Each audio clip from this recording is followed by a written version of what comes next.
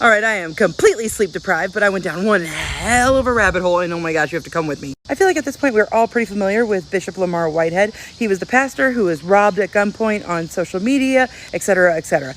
And it's come out that he actually spent time in prison for identity theft for $2 million.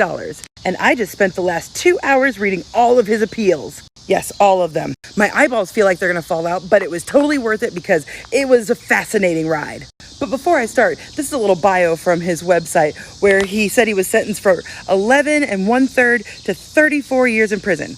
Not true, he was sentenced from 10 to 24 years. He also claims that his sentence was overturned after 6 years. Again, not true. In fact, towards the end of his sentence, he was actually sentenced to an extra 118 days. He just literally got out for good behavior. The story starts in 2005 when a woman received a call from a credit company asking about her loan application. But here's the thing, she never applied for a loan. However, someone had purchased a motorcycle in her name. 1 month later, Whitehead was actually arrested riding the motorcycle that was bought in her name. Then the detectives were able to trace back the number that was associated with the loan back to a fraudulent phone number. And it turns out there were like 10 of them with a bunch of different voicemails, etc., etc. All of them leading back to Whitehead. He even had recorded outgoing messages on these voicemails.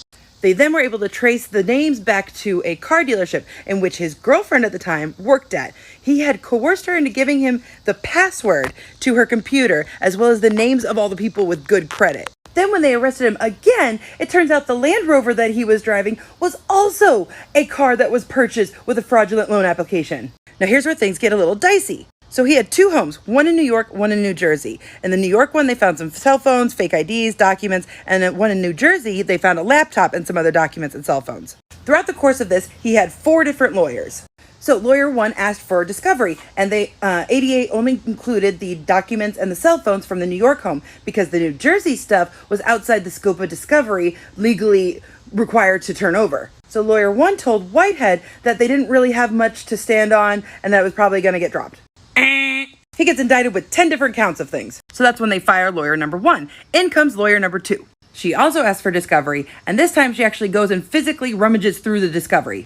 Now the ADA said that they didn't have the warrant for the laptop there with them, but it was there and she can look at it whenever she wanted, but apparently she didn't.